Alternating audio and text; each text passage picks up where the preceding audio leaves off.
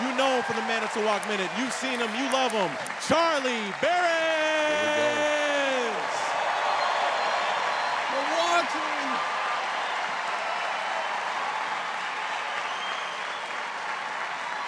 Thank you, Milwaukee. Thank you. Thank you all for coming out. I grew up with a thick Wisconsin accent, but I had no clue I had a Wisconsin accent until Siri first came out. Remember that? I was like, hey there, Siri, how in the heck are you? Hey, tell your folks I says hi. Listen, I'm looking for directions to the nearest Fleet Farm, okay? I think they got one over there by the Quick Trip, and honestly, I gotta fill my gas, okay? So why don't you get me directions to Fleet Farm, and then the Quick Trip, and if there's a Culver's in between there, I won't be mad, okay? And you know, there are a lot of other iPhone users out there, and I want you to know that I know that. So if you got to, go ahead and get to me last, okay? Boop. Dialing 911, you are having a stroke. So that was the first time I was like, okay, maybe I talk a little different. But I didn't know for sure I had a Wisconsin accent until I went to school for broadcast journalism. That's not the joke, that's the setup. I'm not sure why you're laughing. I had dreams back in the day. Back in the day, I wanted to be the next Brian Williams.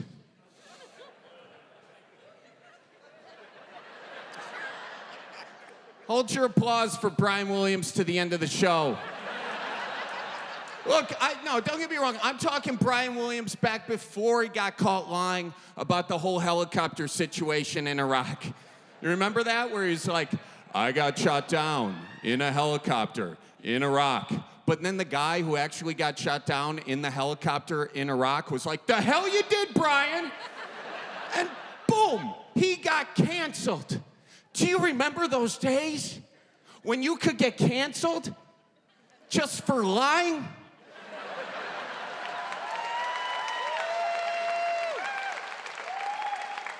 Those were the days. Now lying is just a prerequisite to become president.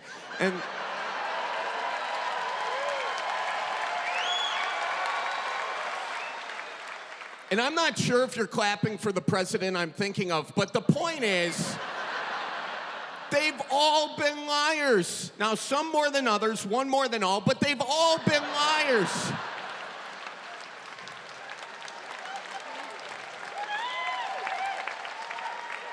Here's the real question. When are we, the people, gonna stop electing liars to the highest office in the land? When the Vikings win the Super Bowl.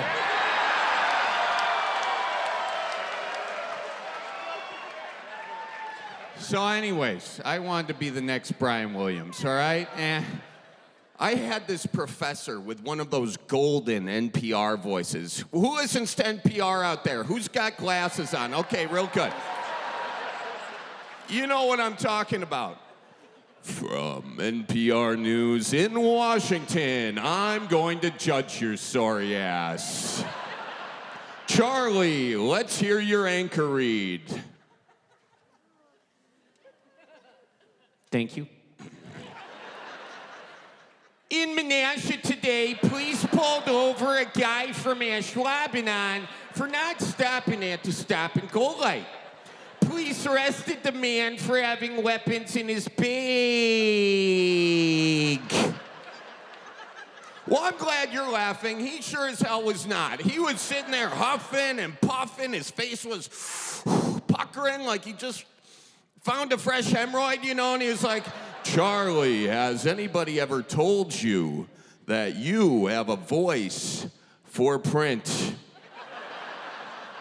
So I took his emotional abuse and I ended up getting a voice coach. Now here's the deal. You can find somebody to change the voice coming out of your mouth.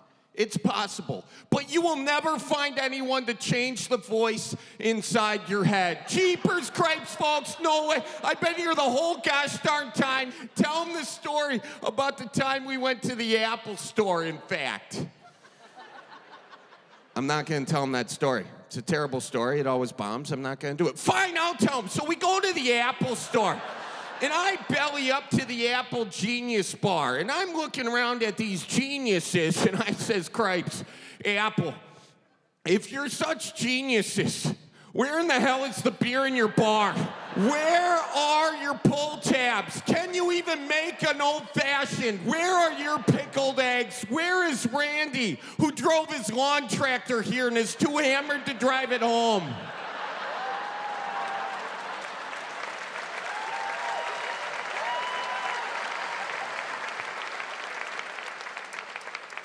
Sir, can we help you fix your iPad or no? Believe it or not, I did get a job in local news. I got a job in Dallas, Texas. Anyone from Texas here? Any Cowboys fans in the audience? You're a Cowboys fan. No, don't boo 'em, don't boo 'em. No. I think the Cowboys are one of the bravest teams in the NFL. They're the only team brave enough to make their logo their most common Yelp review. And that is just...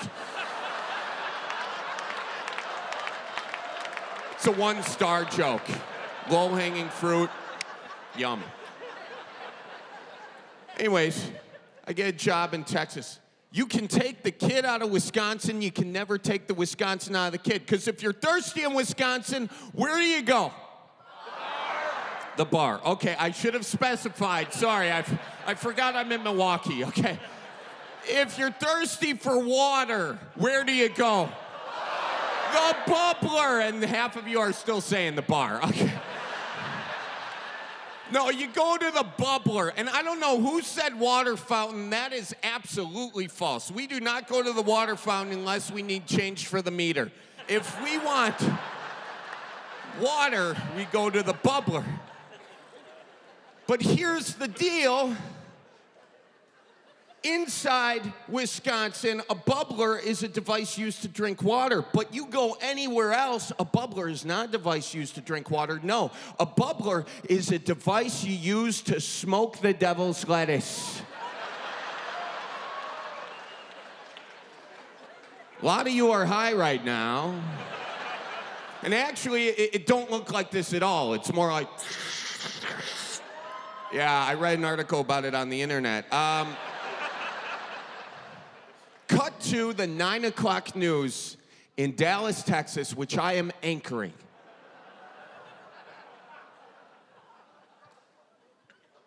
Well, it's gonna be a hot one tomorrow. Make sure you stay inside and maybe find yourself a bubbler. Good night.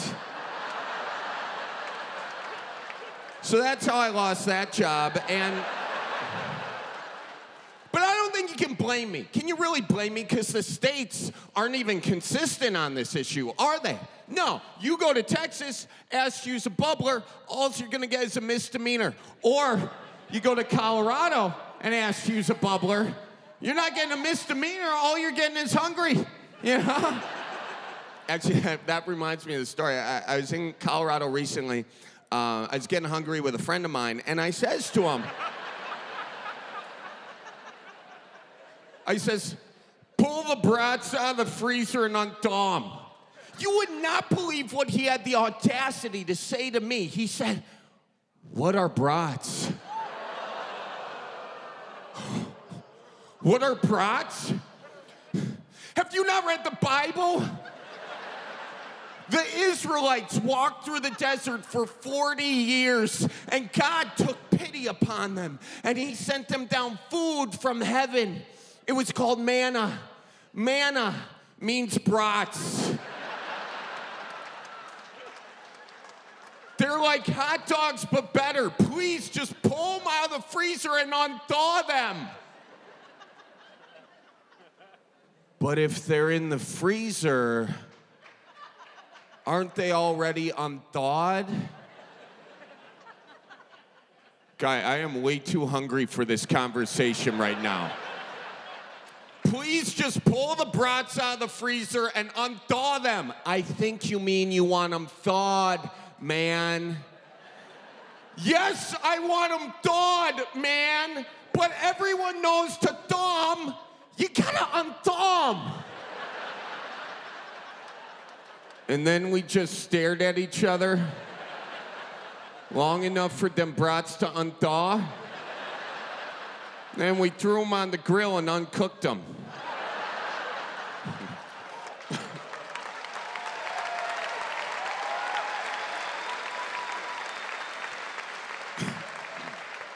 Thank you. Sorry, I'm drinking tea and whiskey. Hot toddy. I've had a little bit of a cough recently. You know, it's a weird time to have a little bit of a cough, you know? There were a few things that went away with the pandemic that I personally was okay with. You remember when handshakes went away? Now, I can tell I lost half the crowd there, okay? Don't worry, I like a good handshake.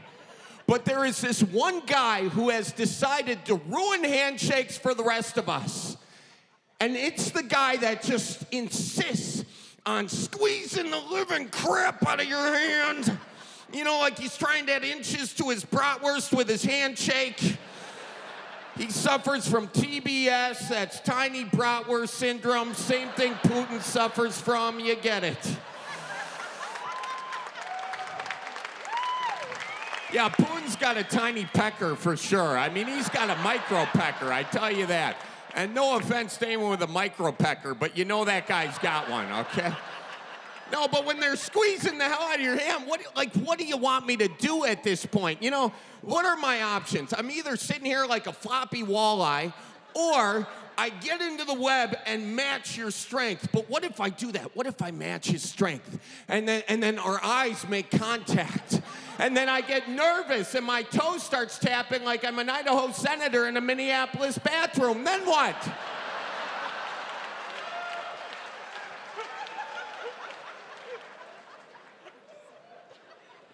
That joke's from 2007. You're welcome. I'm like, okay, I get it. You found the squeezy things at the gym. I don't know where those are. What, are they in the same box with the bands, you know, that you use to work out your side ass? What's wrong, sir? You don't work out your side ass? I used to work out my side ass all the time. Back when I was an exotic dancer at Northern Exposure. Yeah, my stripper name back then was Ratchet Strap. They'd slap me on the ass and say, that's not going anywhere. Some of you aren't sure if I was actually a stripper back in the day. Prove it. Actually, I used to do polka, so if someone can give me a good polka, I can really show some nips to polka. I tell you that right now. All right, I see the judgmental faces out there. I see the judgmental faces, but I ask you this, Milwaukee, who are you to judge? Huh? How many of you have said, screwed the pooch? Oh, I know there are more of you than that. It's one of the most common Midwest phrases. I screwed the pooch. Here's what I want to know. Who was the first guy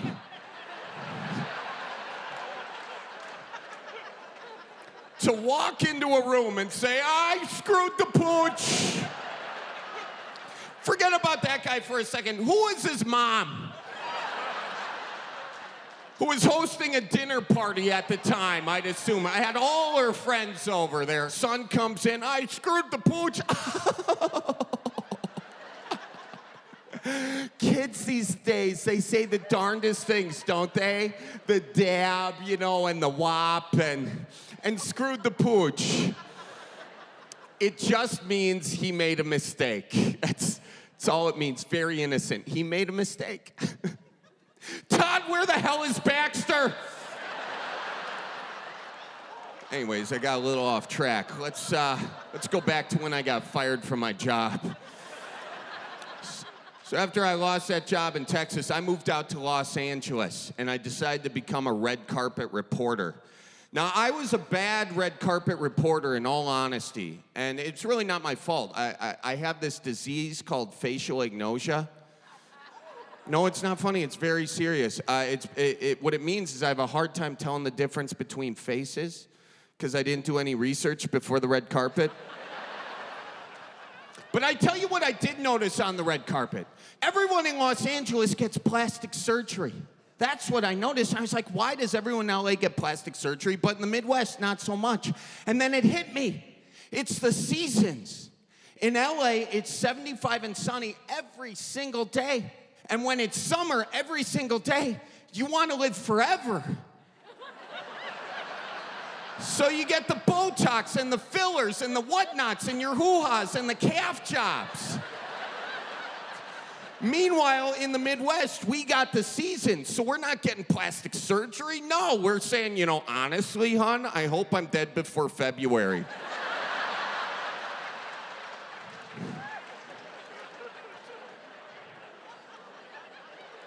No, it's tough being a Midwest guy in LA. It was tough. I was always holding doors for people who didn't want them held for you. You know, I held the elevator even. I was that guy, you know, making it awkward. I'd pick up names people were dropping all the time, you know, like, there's your Tom Hanks, sir.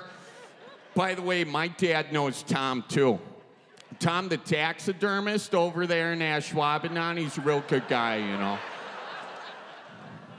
I was walking down the street waving to everybody. They were like, I thought Jeffrey Dahmer died, you know? And okay, that cannot be what you laugh the hardest at in this special, please. Can we edit out the laughs for that joke? That would be nice. But to keep my sanity, I ended up doing stand-up at night. And I developed this character who, instead of taking all the things that people said I was doing wrong in local news and fixing them, which I did, and I still got fired, I took all the things people said I was doing wrong and I doubled down on them. And that is where the Manitowoc Minute character came from. Thank you.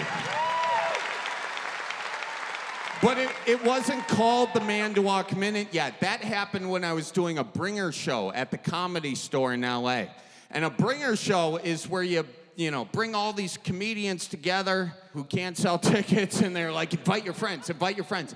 And I not only invited my friends, I bought tickets, and I gave them away to my friends. And they still didn't show up. But all the other comedians had friends that loved them, and they showed up. And I said to this packed house at the Comedy Store in LA, I said, is anyone from the Midwest? And a bunch of people raised their hands. And then I said, is anyone from Wisconsin? And one guy had his hand up. I says, where are you from, sir? He goes, I'm from Manitowoc. Okay, how do you like LA? He goes, honestly, the old-fashioned suck eggs. You are from Manitowoc, sir. And that was the guy I named the Manitowoc Minute after. Speaking of the Manitowoc Minute, welcome to the Manitowoc Minute, the most trusted news show in all of the Midwest. This week's episode is sponsored by the Valparaiso Vasectomy Clinic over there in Indiana. They got a special going right now. Get one side done, the other side's a freebie. In office, no scalpel, no. They're just using the hacksaw they borrowed from Carl's truck and trailer repair. This week's episode is also brought to you by the Keg and Kettle Bar and Grill. If anyone found a tooth at the Keg and Kettle tonight between midnight and closing, please message or call the bar.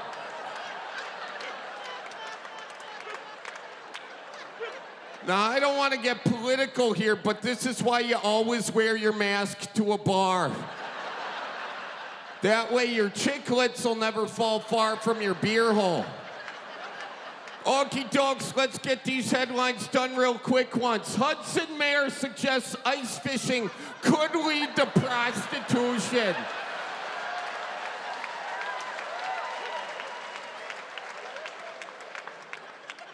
Some of you are skeptical, but no, I got video evidence of this. Additionally, if you open this up to ice fishing, while on the surface it sounds good, sure do. Then what happens next year? Does someone come back and say, I want an ice shanty? Oh, yeah. On Hudson Springs Park for X amount of time? Yeah. And if you then allow ice fishing with shanties, Catch more fish. then that leads to another problem. Walleye depletion. Prostitution. Huh? You've got the police chief, the police department involved. Guy, what kind of bait are you using? Just data points to consider. Yeah, no. But there's been a development in the story, ladies and gentlemen. Ohio mayor quits after going viral for saying ice fishing leads to prostitution. He's done so.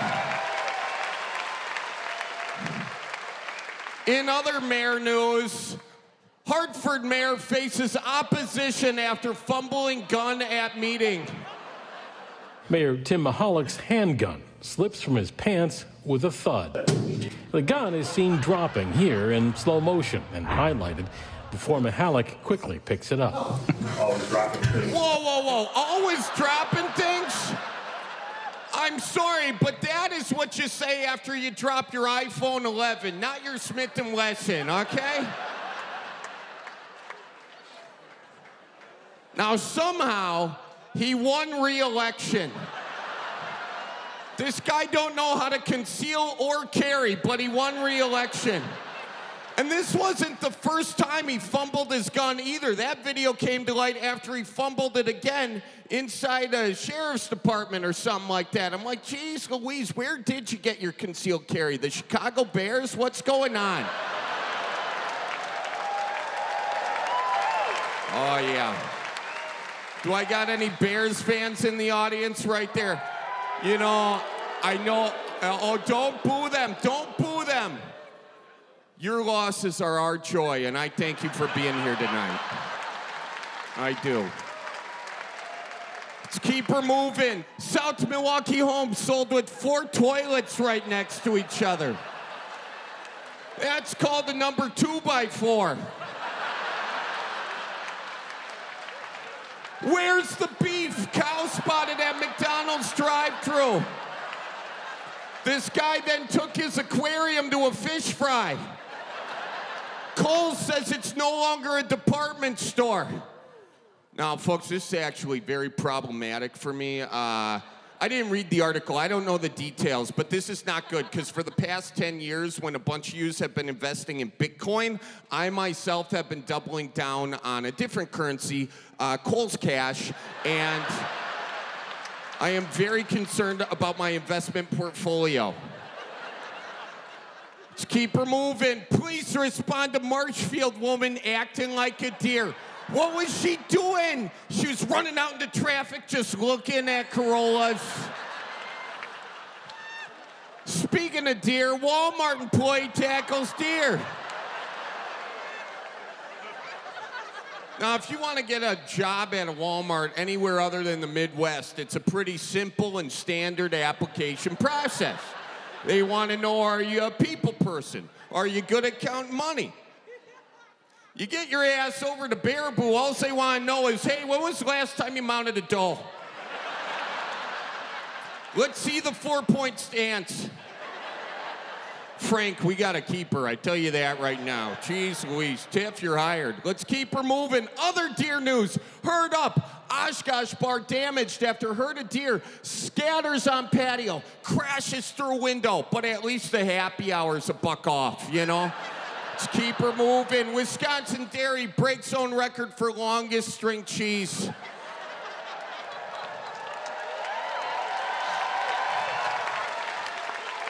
And if you think that's impressive, the next week they broke the record for longest time without a bowel movement. Let's keep her moving. Arcadia raccoon is in the middle of the road. It appears he has been hit. Caller gave the raccoon a cheese curd and is on the shoulder of the road with the animal.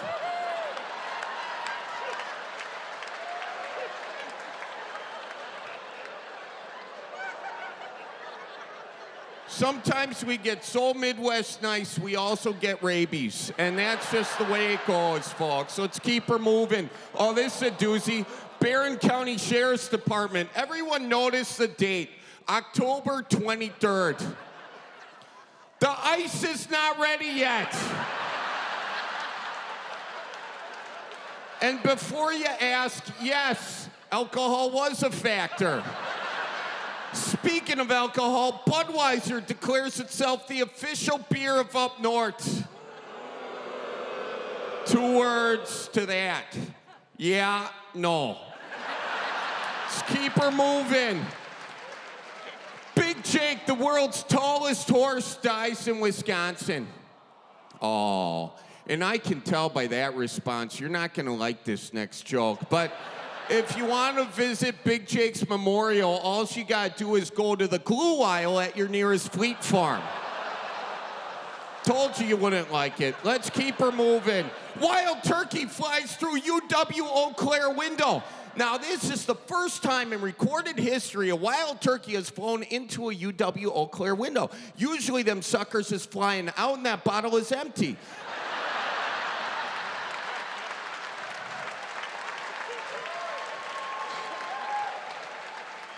And it is time now for the Craigslist kicker. This is where I find the most amazing things in all the Midwest listed on Craigslist, ready to be scooped up, and today is no exception. We got a Packers Davenport, $50, Green Bay, best seats in the house. Smells like beers, hence the price, no low balls.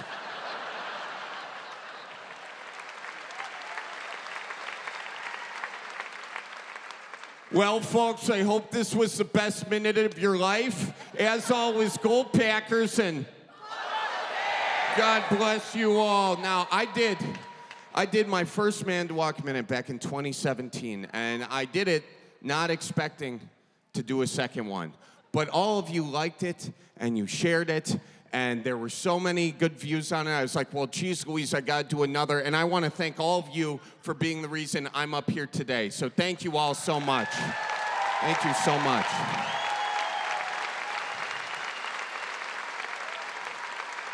And I also want to give a special thanks to the great city of Manitowoc, Wisconsin, because without their support, I would not have this at all. I'm not from Manitowoc, but they've embraced it, and they've embraced me, and I love them so much. And I don't know why they embraced it, you know, the way they did. I think it might have something to do with, like, in 2016, when you Googled Manitowoc, the only thing that popped up was making a murderer, and that's not fair to that great city. And I think the city collectively was like, God, please send us a hero. And then there was me. Hey there, folks. Welcome to the Manitowoc Minute. And Manitowoc was like, God, you've got a cruel sense of humor, but we'll take it. Okay. And since then, I've been trying to spread the wisdom of the Midwest throughout the land. And that, yes, there's so much wisdom here. And that wisdom ends with the Midwest goodbye. How many of you have experienced the Midwest goodbye? Show of hands. Keep those hands up if you've experienced the Midwest goodbye lasting more than 4 hours and you had to call a medical professional. Now, there are several steps to a proper Midwest goodbye. Everybody knows the first step. You slap your knee and say, well, I suppose. But you're not leaving. You're going to be offered a beer and given the tour. And you might as well go on the tour because you're not going anywhere else. A Midwest home tour goes something like this. Yeah, here's the house. Let's go check out the garage, huh? So this is the snowblower I got over there at the Fleet Farm, out of season sale, 30% off. You should see the snow shoot out of this sucker. It's 20 foot on the snow launch on this. Jeez Louise. You're like, Joe, why are we looking at your snowblower? It's July. Get back into the house where you will be offered the leftovers. And I know, the casserole was so bad, you had to put it plate face down in the garbage. But you must accept the leftovers. I mean, you can try and say, oh no, I'm fine. But they are gonna trump your I'm fine with a, no, I insist. And then you're gonna be like, well, I can't trump that. So you get the leftovers. Then they waddle over to the cupboards and they pull out their Tupperware, which is just a used Cool Whip container. Plop the casserole in there. At this point, you need to find your coat and put it on. And I don't care how hot you get, do not take that coat off. You may never put it on again. If it's summer, find one of their coats. They'll get the picture. Then you gotta walk over to the doorknob and twist it to leave. I don't know what it is about a doorknob in the Midwest, but as soon as you twist it to leave, that is when the deepest, darkest secrets come out. Oh, you're leaving, huh? Well, before you go, I just want to ask you, have you ever wondered why your brother looks a lot like your uncle? No, but where the hell was this story 4 hours ago when I says, well, I suppose. Twist the doorknob, get out of the house, get into your car, and whatever you do, do not roll your window down. Because they will get into your car like it's a reverse drive-through. But they are not offering you a Culver's Butterburger. No, they are giving you mechanical advice on your automobile, and they are a carpenter by trade. Yeah, I see your tire pressure's a little low. Why don't you roll her on into the garage? Do not roll her on into the garage. Because you know what's in the garage aside for the snowblower? The deer freezer. Yeah, I got some extra deer at the meat raffle. This is 2016. Should still be good. It's not still good.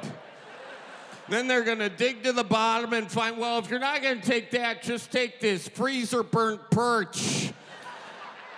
No, you're not fine. Honestly, you gotta take it before the DNR comes and I'm in deep shoot, okay?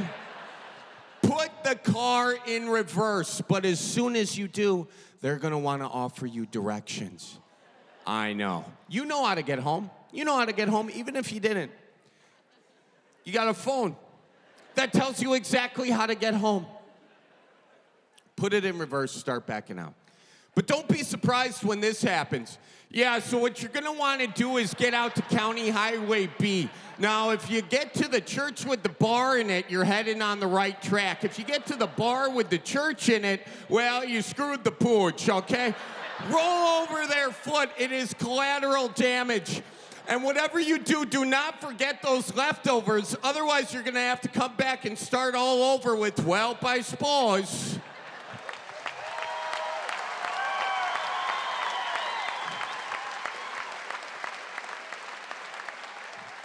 But now you're driving in the Midwest. And that's when the fun just begins, because you're about to encounter a four-way stop. I know. Now, a four-way stop anywhere other than the Midwest, it's pretty standard, right? You get up first, you go first. Not in the Midwest. Not in the Midwest. You get up first, then you put her into park and wait for another car to come by so you can take pleasure in waving them past. And if they wave back at you, they're from Minnesota. If they wave back again, they're from Iowa. So you wave them past. If they blow right through the stop sign, they're from Chicago. To hell with them.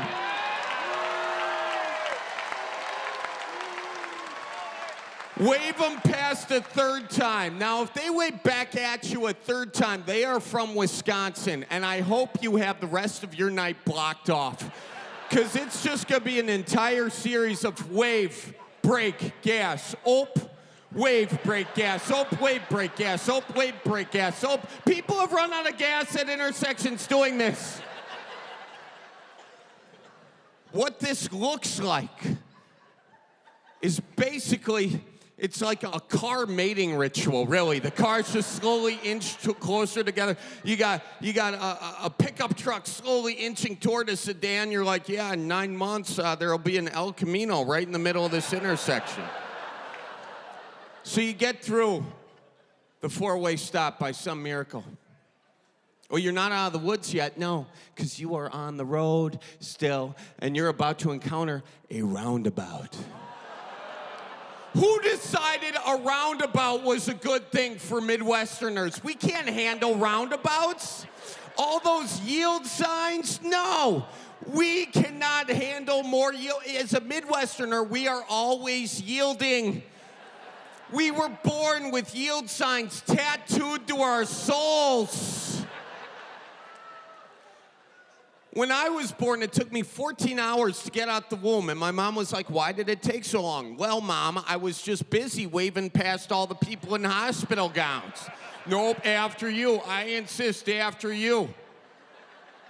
Dad, is that you? Jeez Louise, you look a lot different than you did 9 months ago. You got hair now. And 2 eyes. How's about it?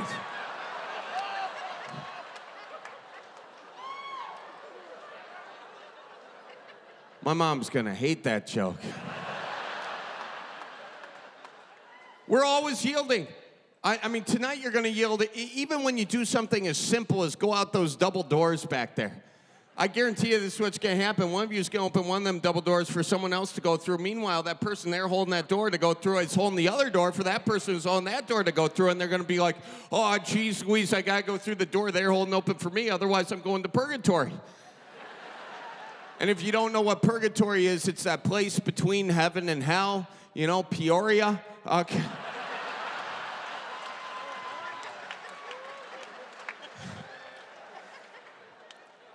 And for the roundabouts, if you look at a bird's eye view of a roundabout in the Midwest, it's just 4 lanes, and each lane is just stalled because the people at the top of the line are just saying, oh, nope, I insist, after you. Geez Louise, after you. Would you like some rhubarb from my garden or no? And in the middle, it's just a bunch of people from Illinois going, how in the hell do I get to Door County?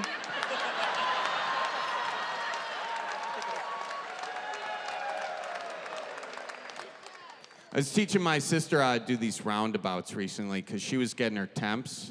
And when you're getting your temps, you need a responsible adult in the front seat. And that was me. I was sitting there, you know, and I was on my phone because I don't care.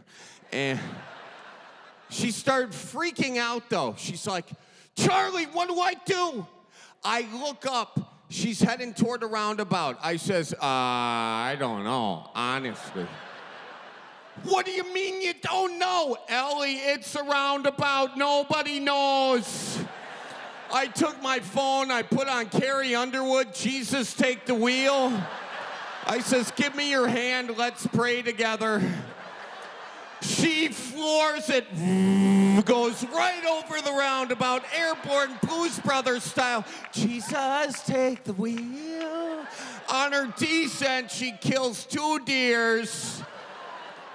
Airbags deploy. I'm like, hey, you got the airbags out. You passed. Big. That's an interesting word in the Midwest, isn't it? We haven't quite figured out how to say that. Big. It took me until I was 18 years old to figure out the phrase beggars can't be choosers wasn't about the guy putting my groceries away. How many of you have a bag of bags underneath your sink right now? Good. And I don't trust a damn soul that doesn't have your hand up. How am I supposed to trust you if you are not adequately prepared for the great bag shortage of 2045? What do we do with all those bags? Leftovers, dog poop, cat poop. It's like a Midwest symphony, you know? We put them in our bathroom garbage cans. It's the perfect liner. We use them to winterize our socks when our boots got holes in them. That's why they call them Piggly Wiggly. Keeps your little piggies warm. But I think inherently we're saving all these bags because in the Midwest, you know, we're just being environmental. Good, chuckles and silence for the environment. That's what we're... No, I'm not trying to be a hippie about this, okay? But saying you're being environmental, that's something the right and the left can agree on. You know? It is. Because we have one planet, that's all of our home. So saying you're being environmental it's just like saying, yeah, you know, honestly, I'm trying not to crap in the sink these days. Speaking of which, I was in Chicago recently, and I walked into one of those coffee shops that had a $9 latte on the menu. I was like, a $9 latte? Are you kidding me? I walk up to the barista. I says, what is going on with the $9 latte? And she goes, oh, it has CBD in it. I said, so does it get you high? And she goes, oh, no. Well, then why is it $9? Sir, CBD helps with your anxiety. Lady, I'm in a coffee shop right now. I am here for the anxiety. What do you have that's cheaper than $9? Well, our pour-over coffee is $5. How much is your rail coffee? I would like your Fleischmann's of coffee, please. And she goes, sorry, sir, our pour-over is as cheap as it gets. And honestly, I got the pour-over. And I'm happy I did, because I was watching this barista make the pour-over. And she had the beaker, and she had the filter, and the hot water. I was like, wow, this looks like a science project. This woman knows how to make a great cup of coffee. And possibly meth. I don't know, but I'm glad I'm getting it. And here's where the environmental part comes in. I tell her no top, because the tops are made of plastic. And I've seen that YouTube video of that sea turtle who got a straw stuck in its nose.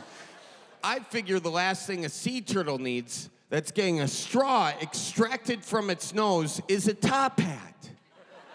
That used to be the top of my coffee cup. And if you're having a hard time following this joke, well, this is exactly why you don't drop your infants. So anyways, I take my topless coffee cup over to my desk, and I'm composing a tweet about how environmental I'm being. Because everyone knows you're not environmental unless you tweet about it.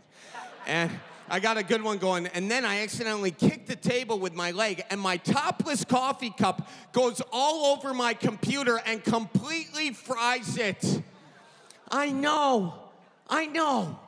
What I'm telling you is my effort to prevent a sea turtle from getting a straw pulled out of its schnoz, from wearing a top hat that used to be the top of my coffee cup. I end up strip mining half of China to get the rare earth minerals to make a new damn laptop.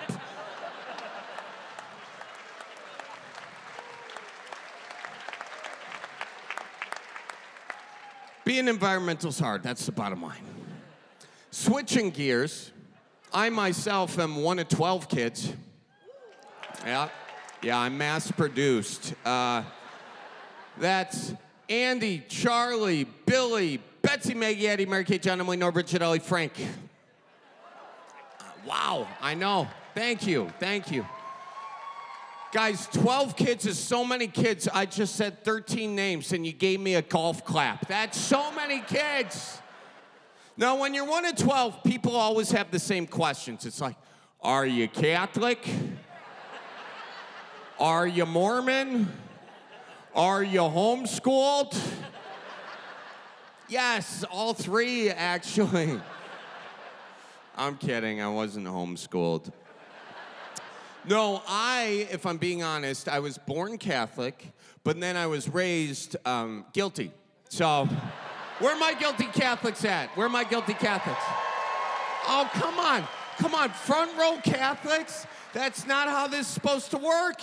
You're supposed to be in the back of the room waiting for the guy on stage to hand out bread, and then you get the hell out of here 20 minutes early. Here's how you can tell a guilty Catholic in the wild. They will hold the door for you when you are an awkward distance away. You know, the guy inside will be yelling at him, hey, come on, shut the door, we got the heat on. Hey, relax, okay? I'm letting the Holy Spirit in, all right? And you can tell another guilty Catholic because they will race to that door you're holding open for them. You're gonna hear their corduroys, and they always wear corduroys for some reason. You hear their corduroys go from to strap a V8 to those thighs. Now, I was holding the door for somebody recently, and I kid you not, they slowed down. And I says, Lutheran, not happening. Where are my Lutherans? Okay, I love you. I love you. I want you to know I love you. I'm just not going to hold the door open for you, because for all I know, you're going to get up to that door and nail another 95 theses to it, and I can't handle that. We weren't the most well-behaved kids, and that's a problem. There were 12 of us. Quick story about that. I was going pheasant hunting with me and my dad and my brothers. Any pheasant hunters out there tonight? Yeah, the sirloin of the sky. And we went out with our dog Murphy. Now, Murphy was an English setter. So he had funny teeth, barked with an accent. It's an inbred joke. And how inbred was he? Murphy was so inbred, he tried milking his uncle at 6 weeks old. He almost didn't make it to 7 weeks. His uncle nipped at him and cut him, and they called my parents. They were like, will you rescue him? And my folks were like, yes, we will rescue him, except he rescued us, you know. But we were left with a subpar inbred bird dog. And we would go out pheasant hunting, and here's how a normal bird dog is supposed to work. A pointer is supposed to point at the birds, and then you shoot the birds. But Murphy was so inbred, we would have to shoot the birds for him to point at them. We go out pheasant hunting, we get one bird, because Murphy sucks eggs, okay? And my dad is a big gun safety guy, so he says, everybody unload your guns and put your safeties on. And everybody unloaded their guns and put their safeties on. And by everybody, I mean everybody except my brother Andy, who locked and loaded his 12-gauge shotgun, had the safety off, and put it in the back of the minivan. I know, I was one pothole away from telling this story to St. Peter. How do you think I felt? By the way, this is why you don't paint your kids' nurseries with lead paint. Because they will lick the walls and say, the snozberries taste like snozberries, Mom. And then they'll put a locked and loaded gun in the back of your minivan 20 years later. So we get home safely, thankfully, and my dad says, unload the car. And Andy grabs the bird, Billy grabs the jackets, I pull out the guns, and yeah, one goes off. It's Andy's. Turns the shotgun seat into an actual shotgun seat. My dad comes storming out of the house. I've never seen him this pissed. He's like, what in the hell happened? Murphy's just sitting there pointing at the shotgun seat. No bird, Murph.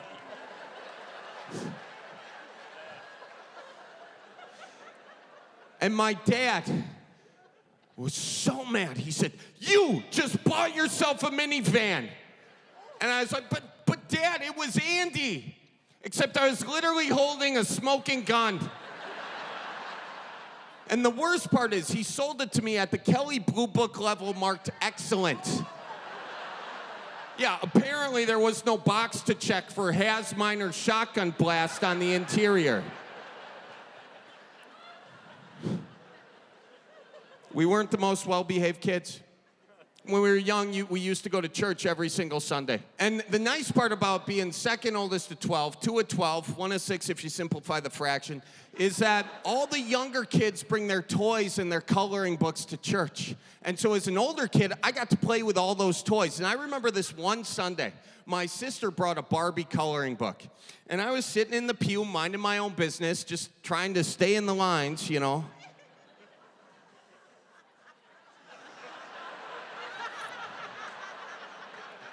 And my mom was getting so mad at me because allegedly I was spending just way too much time on the boob area. And she pulled it out of my hands and she said, give me that, take this. She handed me a Bible. And that was her worst mistake. Because you know what I did? I turned to my favorite Bible passage of all time. And that is Luke chapter 22, verse 36, which reads, if you don't have a sword, sell your cloak and buy one. This is a direct quote from Jesus Christ talking to his disciples. If you don't have a sword, sell your cloak and buy one.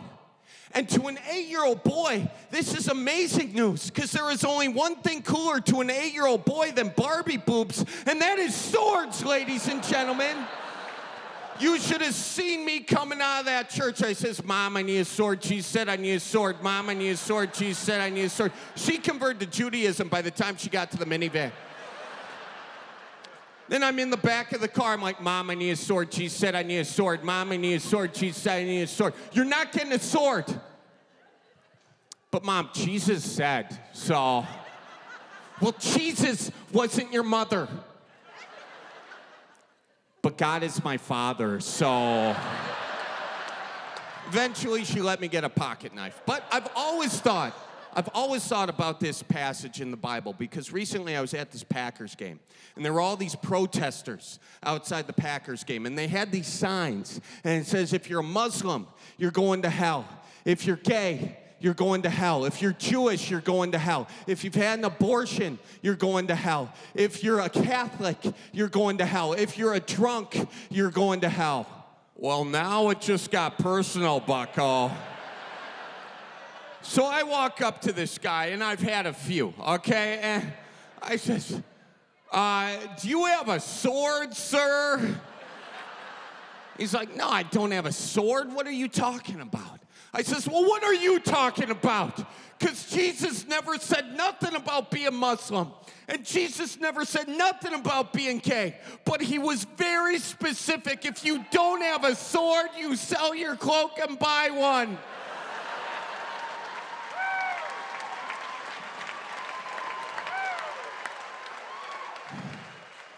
And that is a very nice winter cloak you're wearing right now. And that's how I got this scar above my eye. No, we weren't the most well-behaved kids, and there were 12 of us. But that's okay, because as a Catholic, you learn that God doesn't give you anything you can't handle. God doesn't give you anything you can't handle. Amen. But then again, God only had one kid, okay? And it's true. It's in the Bible. And I hope this doesn't offend anybody, okay? But I'm gonna go out on a limb here and say that Jesus Christ, pretty easy kid to raise, right? Like, I don't think Jesus ever went to the principal's office for punching Brad Dillard in the dick, you know? Don't think it happened. Brad's fine. He's had 2 kids. They're uglier than hell. Should have punched harder. No, Jesus was an amazing child. He was. One time, he turned water into wine just because his mom asked him to. It was the wedding of Cana. You know the Bible story. Mary was on the dance floor, living her best life. Her favorite song was on, Come On, Eileen. Bun, dun, dun, dun, dun. And then her best friend, Teresa, comes over, taps her on the shoulder, and is like, Mary, hun, they're running low on wine. And Mary's like, what? Yeah, they only have 2 skins left. I'm sorry, that's a hilarious joke, Milwaukee. Will you read your damn Bibles, please? Gentiles, geez Louise. And Mary's like, wait, my son Jesus has been talking about these miracles he can do. What if, oh Jesus, mommy's glass is getting low. What if we turned all that water over there into, I'm thinking a fine Merlot. And Jesus is like, Mom, seriously, you want me to turn water into wine as my first miracle? What are people gonna think 2,000 years from now? Why don't I just turn that wheat field into marijuana while I'm at it? Apparently would have gotten more followers in Milwaukee, but Mary was not having the back talk. Oh no, she was like, Jesus Christ! 2 names, you know he's in trouble. Don't make me call your father. She's like, don't call Dad, don't call Dad. I will do it, okay, I will do it. But I'm driving the donkey home. And there won't be any back-ass driving this time, Mom. And boom, he did it. He turned water into wine just because his mom asked him to. The closest I ever came to that is this one time I turned my mom's full bottle of wine into half a bottle of wine. But then I turned it back into a full bottle of wine just by adding water. And that was my first miracle, Milwaukee. Thank you all for coming out. Keep her moving. Watch out for deers. And as always, go Packers. And God bless you all.